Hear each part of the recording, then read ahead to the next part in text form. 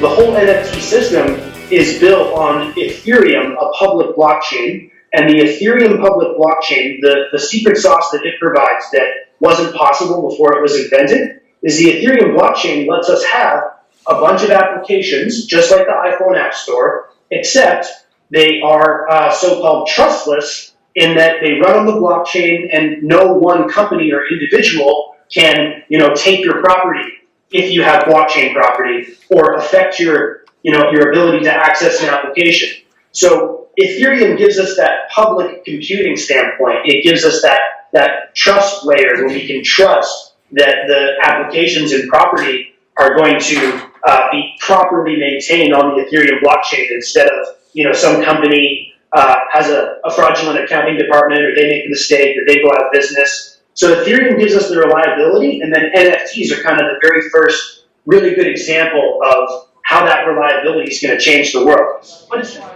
And NFTs are kind of the very first breakout hit application or like type of application on Ethereum. It's like these really cool digital collectibles that represent, art, music, culture, fan clubs. It gives you your ability to, buy a slice of your favorite artist's music royalties. So if you think their music's going to get more popular, you're able to buy an NFT, and you can not only enjoy the music and enjoy being a fan like we could, for decades, but now even as not yet an adult, you can actually have a slice of the loyalty of your artist's favorite music, as they get involved in crypto and open that up. You'd be right, because we're really at the beginning of the story of crypto and Web3. We're not at the middle or the end. So it's really just getting started, and NFTs are probably the biggest part of that in the world right now. So you guys as kids are in an incredible position. And the reason is that when a new technology like crypto comes along, old folks don't know what to make of it.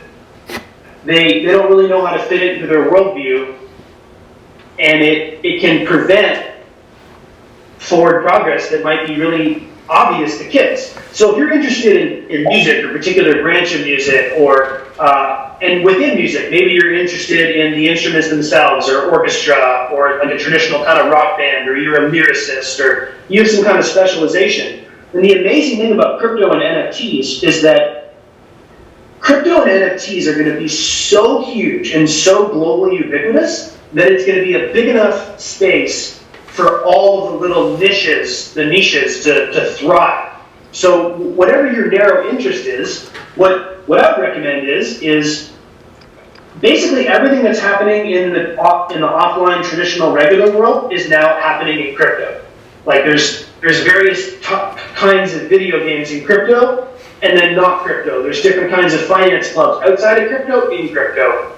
So crypto is growing so big that there's room for all these other diverse hobbies. Once you get a sense of what's going on, like just start reaching out to folks, send them messages, tell them what you're building, tell them how young you are, mint NFTs, and that in this space, legitimacy is the number one currency. It is the number one scarce resource. And the number one way to drive legitimacy is to drive attention.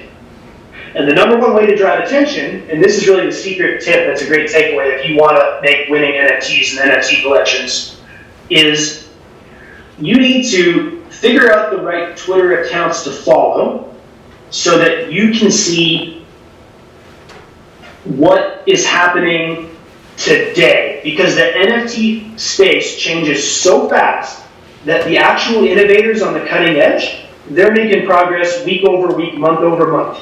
So if you can create a Twitter account and you're able to follow the folks who are really on the cutting edge of NFTs, and if anyone wants to reach out to me afterwards, I'd be happy to recommend some accounts and projects to follow.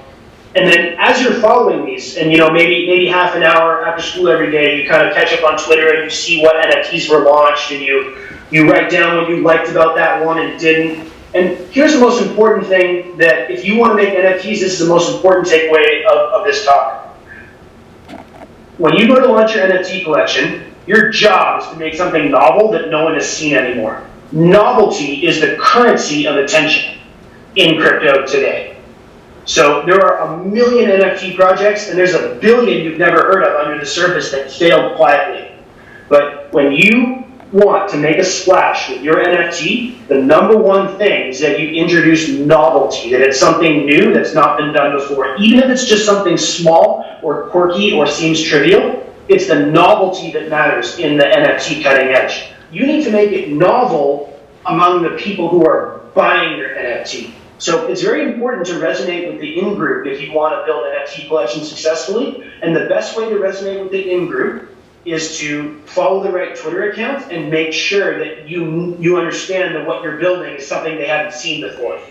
And the number one way to be safe is to use an official wallet and keep your recovery phrase safe. And the number two way is to be very wary of direct messages, because that's where scammers get you.